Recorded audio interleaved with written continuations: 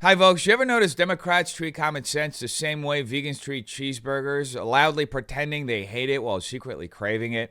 Take Don Lemon, for example. He calls white men lazy and dumb and declares a country your grandparents knew doesn't exist anymore, which is rich coming from a guy whose career also doesn't exist anymore. By the way, you know something else that doesn't exist anymore? Logic for the pro-Hamas crowd. Yep.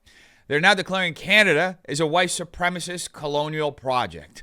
I wonder where we've heard that rhetoric before. Canada is a white supremacist, colonial, racist project, as is Israel, as is the state of Israel. So I don't even consider myself to be a Canadian because this is indigenous land and this land is occupied. So the people who are here, whether they are settlers, we firstly need to educate ourselves about what has happened on this land and what is continuously happening in order for us to be able to understand what our government or this government is doing on abroad and on overseas. These people are useless, folks. They migrate halfway across the world, supposedly seeking a better life, and instead of actually building anything, they import their grievance ideology.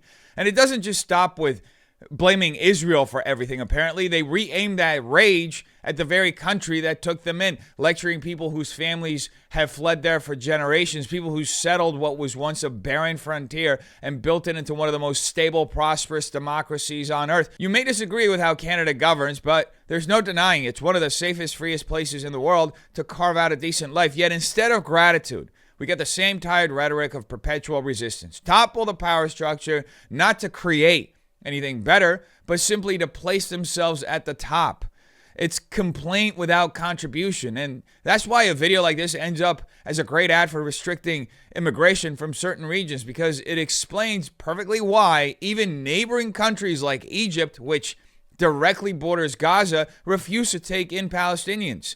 And to be clear, this isn't a uniquely Palestinian issue. It's the broader influence of neo-Marxist Islamic ideology, an ideology that thrives on endless struggle. Everything becomes a fight. Every culture they enter must be picked apart until, consciously or not, and frankly, I think it's very conscious, they turn the very places that gave them refuge into the same kind of shithole that they fled. And that kind of ideology has been gleefully embraced by the Democrat Party, which has spent years inculcating it into their base. And in recent months, they've deliberately ramped up the rhetoric in one direction. And Reid has been one of the loudest voices pushing it. If you go back before the 20th century, there were no income taxes, there were no regulations on business.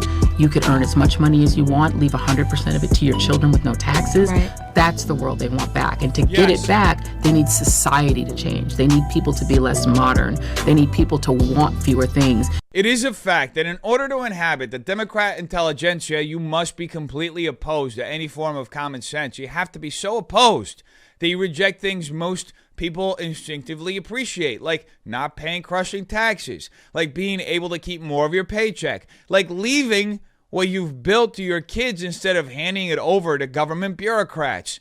Who honestly thinks that's a bad idea? Yeah, here's Reid describing this as part of the so-called fascist agenda. Yes, folks, apparently the height of fascism is you getting to keep more of your money. Isn't it infuriating when that bonus hits your bank account? Don't you just boil with rage when your tax refund shows up? This is what passes for analysis on the Democrat side, by the way. An inversion of reality so absurd that it turns basic freedoms into threats. The truth is, across every racial and gender line, people want to keep more of what they earn and live with more freedom. That's why so many come to America in the first place. But Joy isn't really making an economic argument here. She's shoehorning it into a narrative about race and oppression. The claim is that if people get to keep their money, somehow Jim Crow and segregation will come roaring back. Except here's the problem, folks. We already have segregation today.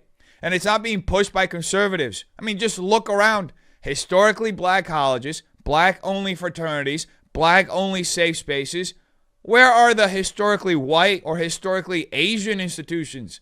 They don't exist because only one group has been allowed and even encouraged to carve out exclusive spaces for themselves. That's the uncomfortable truth Joy will never touch. The Democrats scream about oppression while endorsing the very tribalism they claim to oppose. And speaking of throwing the word fascist around like a hot potato, Pillsbury doughboy himself, J.B. Pritzker, has got it rolling right out of his mouth. For Donald Trump and the MAGAs in Congress, this is not about fighting crime or about public safety. This is about sowing fear and intimidation and division among Americans. It was about creating a pretext to send armed military troops into our communities. This is about consolidating power in Donald Trump's hands. What he plans to do with that power now or during the 2026 election should worry all of us. When you add to that the Trump administration's effort to label as dangerous free speech critical of him, White House senior staff calling the Democratic Party fascist, the Trump-appointed FCC chair threatening to revoke broadcast licenses, and the approval of a merger in order to silence late-night comedians, Trump's threats to jail political opponents, you cannot call this anything except an attack on the Constitution of the United States. All right, JB, just hop on a treadmill and catch your breath before you pull a muscle, because the level of projection here is absolutely off the charts. Everything Pritzker accuses Trump of, fear-mongering, silencing dissent, consolidating power, the Democrat Party has been openly doing for years. They spent the better part of a decade branding Trump and anyone who opposes them as fascists. They've weaponized censorship with clear records showing the Biden administration leaning on Facebook, Twitter, and other platforms to throttle, delete, and ban even memes they didn't like. And yet, with a straight face, Pritzker pretends that calling Democrats fascist is somehow dangerous. What's really dangerous is the shamelessness of leaders who assume Americans have no memory of what they've done, like literally a week ago. Because this isn't even about principle, it's purely about theater and clinging on to power, and about keeping ordinary people, ordinary Americans, under control while pretending Democrats are the ones defending democracy, when in fact, they're the ones tearing it apart. Speaking of retards, here's Don Lemon, doing what Don Lemon does best, being really sour. White men, something is broken. Something is cracked deep inside when so many of you believe the answer to fear, to loss, to change is violence. No, it's not. Are you listening to me? I hope I'm saying it loud enough for the people in the back. This level of hypocrisy is just off the charts, folks. Don Lemon declares that white men are inherently broken and that violence is their answer, while ignoring the fact that the Democrat Party has been ratcheting up the violent rhetoric for years. We've seen political assassinations carried out with messages written on bullets parroting specific Democrat narratives about Republicans. We've seen TikTok flooded with people of every race calling for violence, even assassinations of Republican leaders. But somehow, it always comes back to blaming the white guy. Really? If white men are nothing but violent, then explain why they make up only 30% of the U.S. population, account for well over 90% of combat deaths in American wars. The very sacrifices that keep this country safe. That doesn't look like mindless violence. It looks like service and sacrifice. This is the classic Democrat inversion of reality. Create the environment, fuel the outrage, unleash the chaos, and then point fingers at the one group they've designated as the enemy. Because at the end of the day, this isn't about fairness. It's about supremacy. Not white supremacy, but a multiracial globalist supremacy where Americanism, America's unique identity, is erased. Christianity is sidelined. Our European roots are rewritten out of existence, and the result is a fractured nation that looks like every other dysfunctional banana republic around the world. That's the project. And Don Lemon is one of the willful idiots serving as its mouthpiece. Wake up, white men. What the fuck is wrong with you?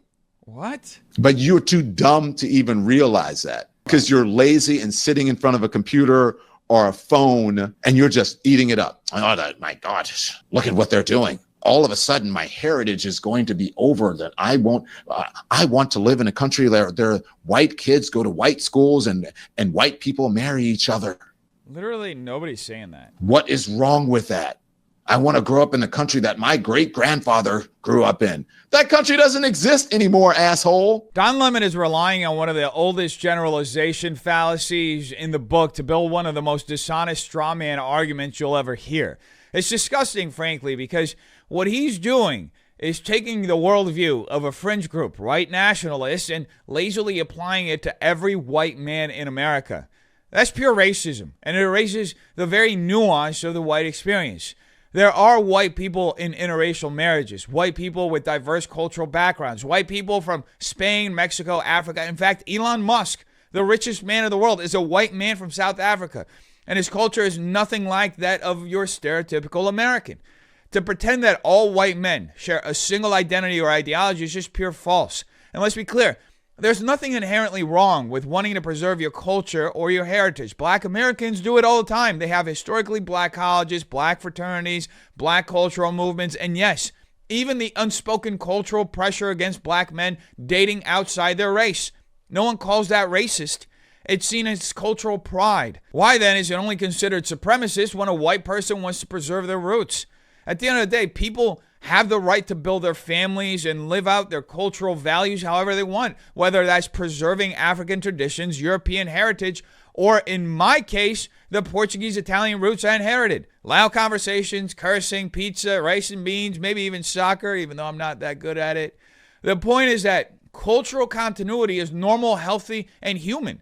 What Don Lemon is pushing for is not an honest critique of racism. It's a blanket demonization designed to stigmatize an entire demographic of white men, which only deepens division and destroys any chance of mutual respect in the sort of pluralistic society that he so often advocates for building in America. The reality of the situation is, folks, that none of the people that you see parading out of the Democrat media establishment actually care about the lofty goals they claim to be fighting for. Equality, justice, progress, those are just props in a performance designed to keep you angry, fearful, and divided. Because division pays. Chaos keeps the lights on. They don't want reconciliation between black, white, rich, or poor, or left and right, because peace would starve their business model. So the question you have to ask yourself is this: how much of what you believe about America is really yours, and how much of it has been spoon-fed to you by people who profit from your outrage? How many of your frustrations come from your own lived experience, and how many are manufactured talking points designed to keep you distracted while the same elites grow richer and more powerful at your expense? Don't fall for that theater.